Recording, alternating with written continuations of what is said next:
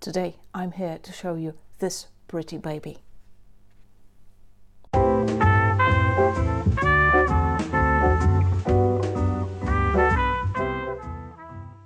Hello my dear paint monsters, how are you doing? Great to see you here. Today I want to talk to you about Travelogue Handbook Journal made by Global Art Materials.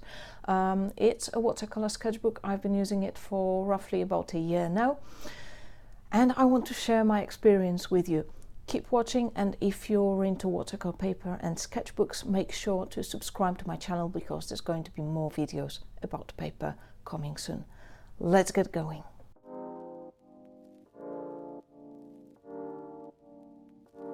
The paper is cellulose, the weight is 200 GSM, the size is 5.25 inches by 8.25 inches, and currently on Amazon it costs roughly $26 US. It's got this nice fabric cover, very nice to the touch, at least for me. Personally, I like it. The stickers obviously are not sold together with it. I'm going to put the links to the artists who made the stickers in the description of this video. Check them out, they're awesome. The sketchbook's got a nice elastic band that keeps it closed, and after a year of use and carrying it with me in my backpack, it shows no signs of use. The sketchbook's also got a bookmark, and at the end it's got a little plastic pocket into which you can put some artwork or whatever. I'm going to run some tests to show you how the paper behaves.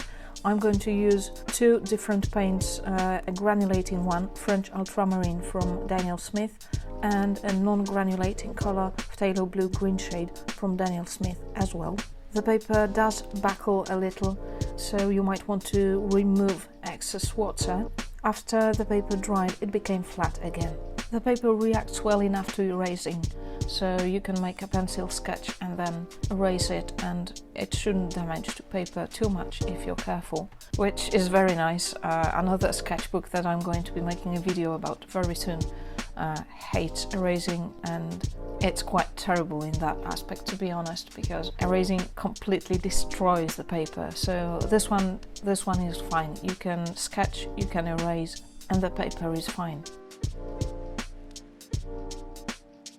The colors mix relatively well considering that it's cellulose paper. You'll notice some swirls where there was too much water.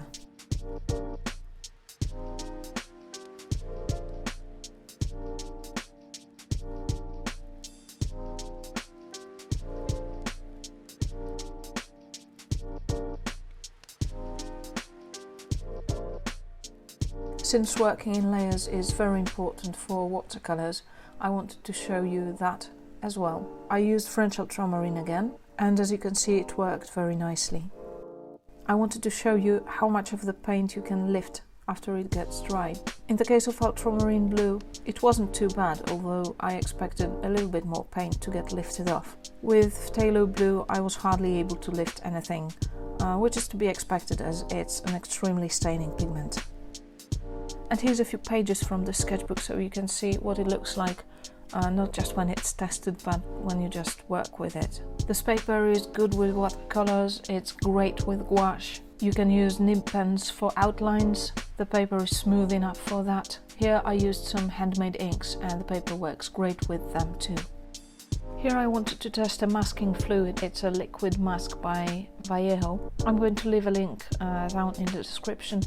It's pretty nice. It doesn't damage the paper, but I don't really like the applicator much. It's too thick for me. But the liquid itself seems okay, at least on this paper. And here are a bunch of sketches I did using my own watercolors, the ones I made to test these colors on the paper. So this one was made using the mountain.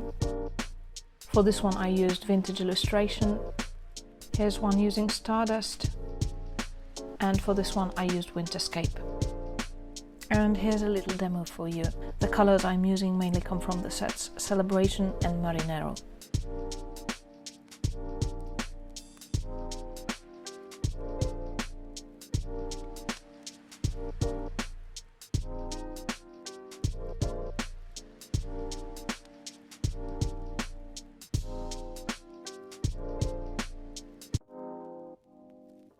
So overall, I think this is my favorite cellulose sketchbook from among the ones I've used. I really enjoyed working in it. The paper, despite being cellulose and despite not being very thick, it's not 300 GSM, it still reacts to watercolors very nicely, and I just like this one very much. I hope you found this video useful. There's going to be more to come, so subscribe now if you're into watercolors and watercolor paper. Of course, you can find more on my Instagram, Hungry for Paint, and you can find my watercolors on hungryforpaint.com. Thank you so much for watching, and I'll see you soon. Bye bye!